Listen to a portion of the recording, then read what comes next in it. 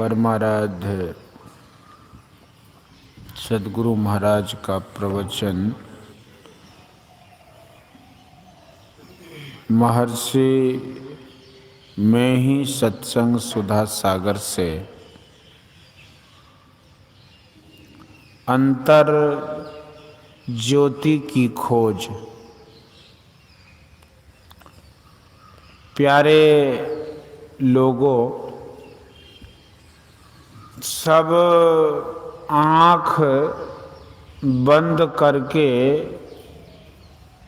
देखते हैं तो अंधकार मालूम होता है। संतों की वाणियों में यह है कि तुम्हारे शरीर के अंदर अखूट अघट भंडार है।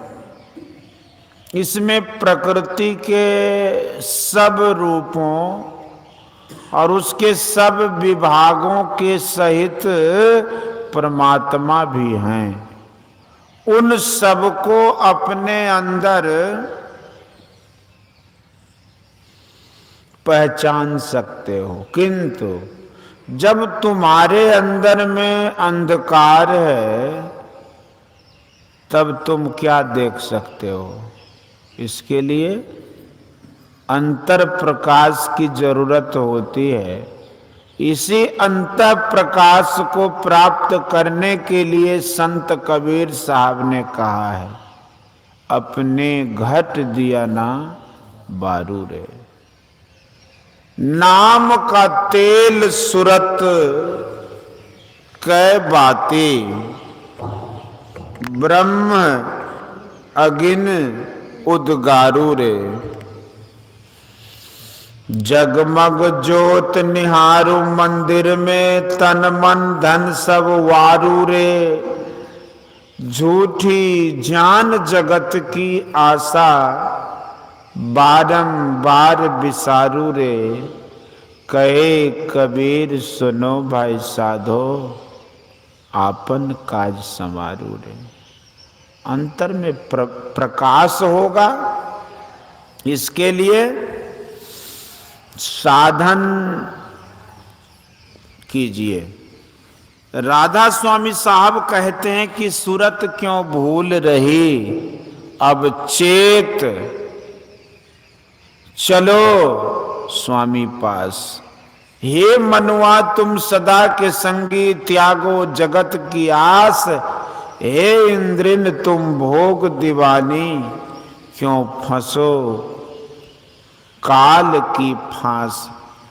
जल्दी से अब मुख को मोड़ो, अंतर अजब विलास।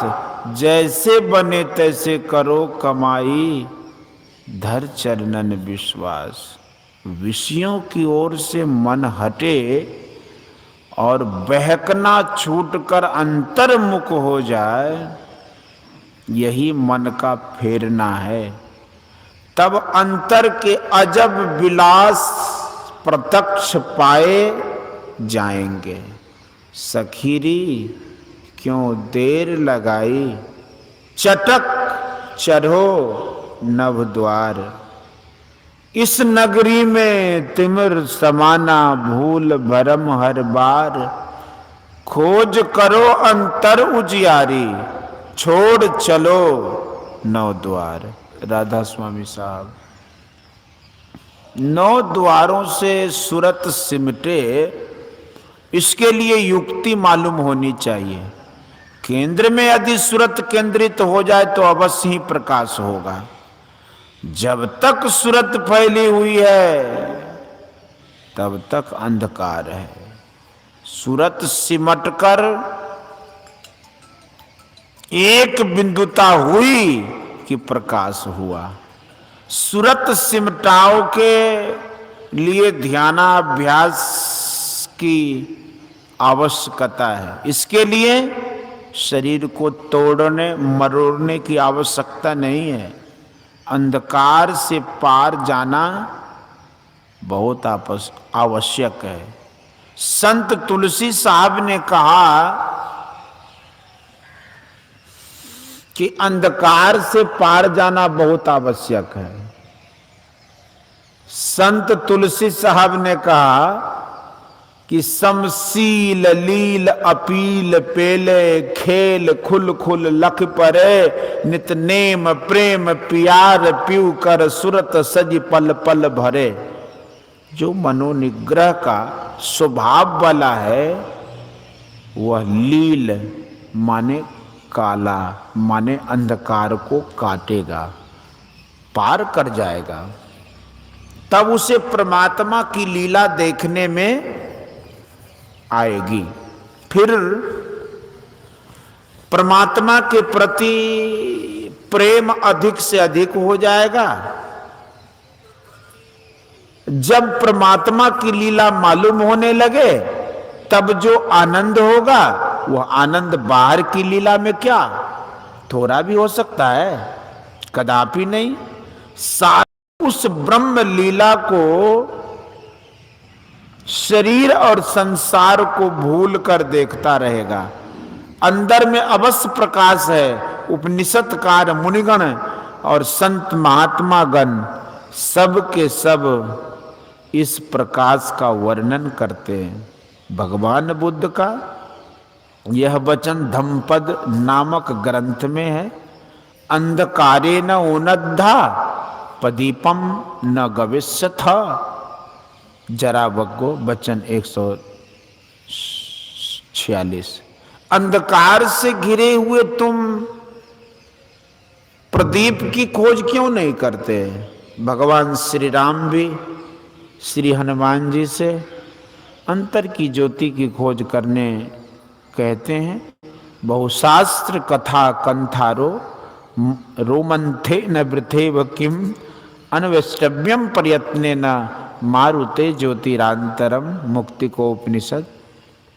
बहुत से शास्त्रों की कथाओं को मथने से क्या फल? हे वायुसुत, अत्यंत यत्नवान होकर केवल अंतर की ज्योति की खोज करो। यह वचन मिथ्या नहीं है। ये बातें उनके लिए झूठी हैं जिनको परमात्मा पर विश्वास नहीं और संतों की सत्यता पर विश्वास नहीं, किंतु जिनको ईश्वर पर विश्वास है और संतों की सत्यता पर विश्वास है, उनके लिए अंतर ज्योति होने के विषय में अविश्वास की कोई बात नहीं है। बाबा नानक कहते हैं कि अंतर ज्योत भई गुरु साखी चीने राम करम्मा। लोग सदग्रंथों की गवाही देते हैं, किंतु वे कहते हैं कि अपने अंदर में प्रकाश हुआ, यही गुरु की साक्षी है। जिनको अंतर में प्रकाश मालूम पड़े उनको विश्वास कैसे होगा?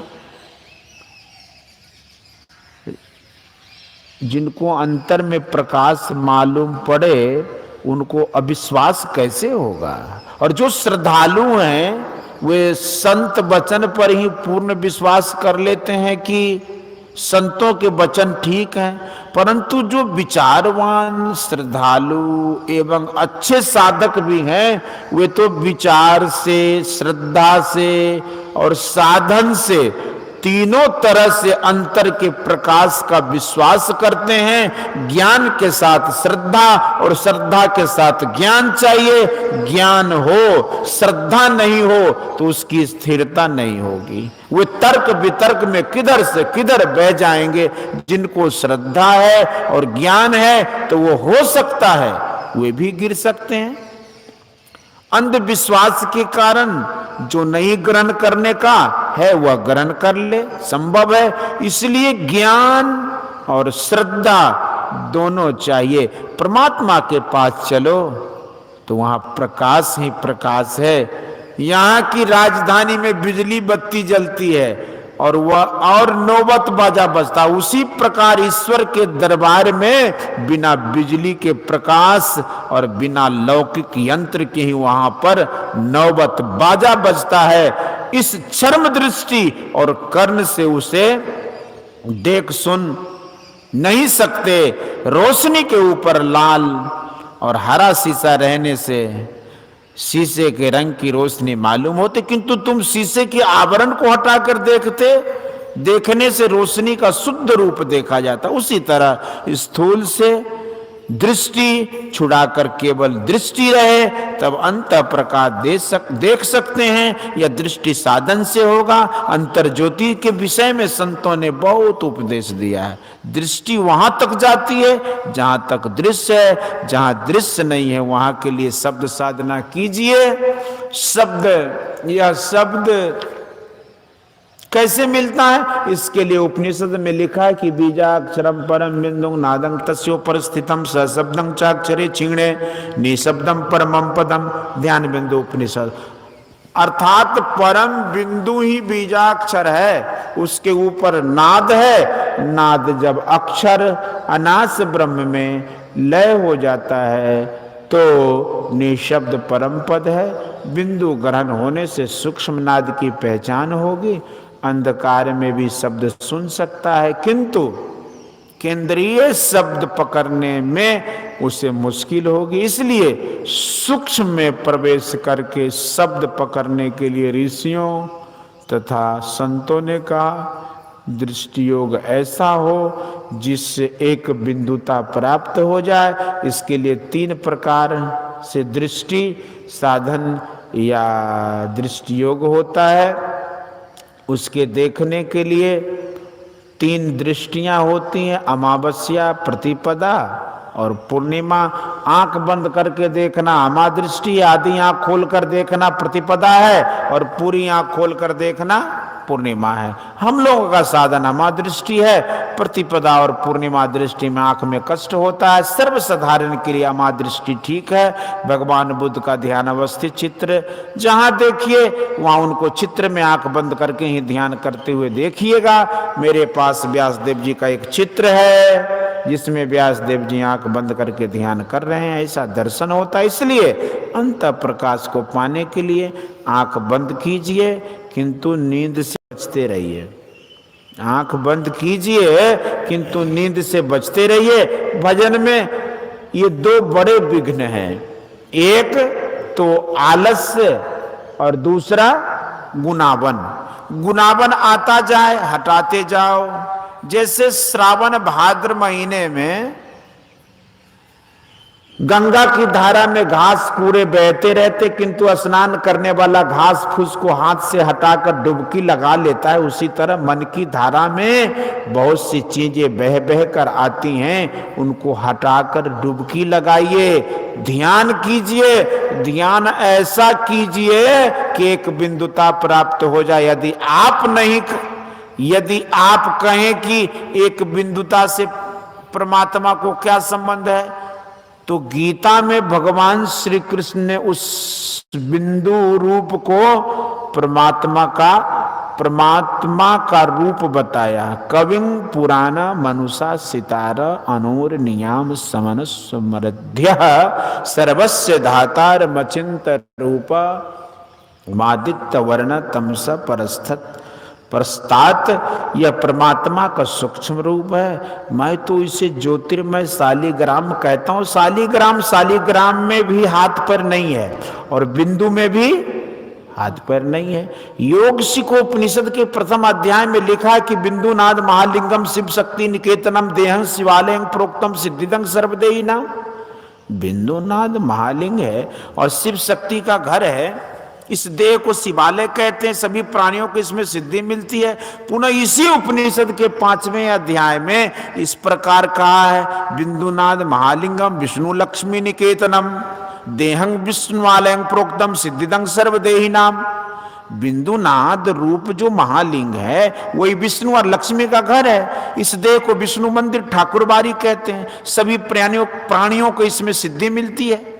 इस बिंदु का दर्शन हो, मन टिक जाए तो कहना ही क्या है। एक बंगाली साधु कहते हैं कि देखे आंखी कोनो मते फिरे ना। जिसको ईश्वर के अनुरणियाम रूप का दर्शन होता है वह ब्रह्मनाद को ग्रहण करता है तथा ब्रह्मनाद को ग्रहण कर परमात्मा को प्राप्त करता है। जिस शब्द से परमात्मा की पहचान हो वह परमात्मा का नाम है। परमात्मा के नाम वर्णात्मक और ध्वन्यात्मक दोनों प्रकार के हैं।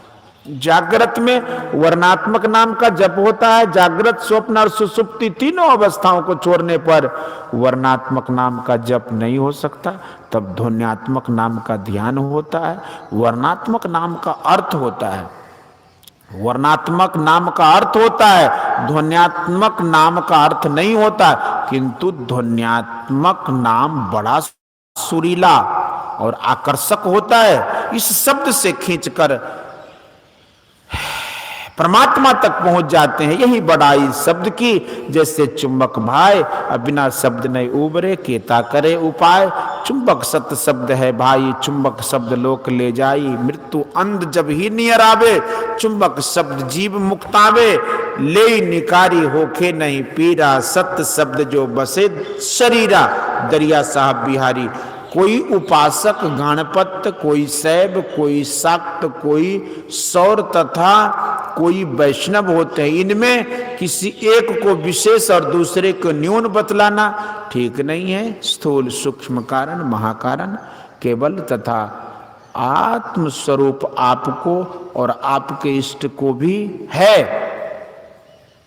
शुद्ध आत्म स्वरूप सबका एक है। अपने इष्ट के सब रूपों का दर्शन कीजिए, तब आपकी भक्ति पूरी होगी। चाहे आप जिसकी भी भक्ति कीजिए, इन दर्शन के लिए आपको अंतर्मुख होना ही पड़ेगा तथा अंतर्मुख होकर आपकी ऊर्ध्वगति हो, इसके लिए ब्रह्म ज्योति और ब्रह्मनाद का सहारा लेना पड़ेगा। इन दोनों ब्रह्म ज्योति और ब्रह्मनाद का सहारा लेकर जो कोई अंत तक पहुंचेगा, वह कहेगा कि जो देवी जी हैं वही शिव जी, वही विष्णु, वही गणेश और वही सूर्य है, सब एक ही हैं। इसलिए ऐसा भजन हो कि अंत प्रकाश और अंतर्नाद का सहारा लेकर उनके आत्मस्वरूप को प्राप्त कर लें। तब उसके लिए गणेश, शिव, विष्णु और सूर्य सब एक ही हो जाएंगे। तो इस प्रकार अपने कल्याण के लिए सबको साधना करनी चाहिए। बोलिए श्री सद्गुरु महाराज की जय। यह प्रवचन बिहार राज्य के भागलपुर जिला अंतर्गत ग्राम दयालपुर में दिनांक 11/5/1992 ईस्वी के सत्संग में हुआ था।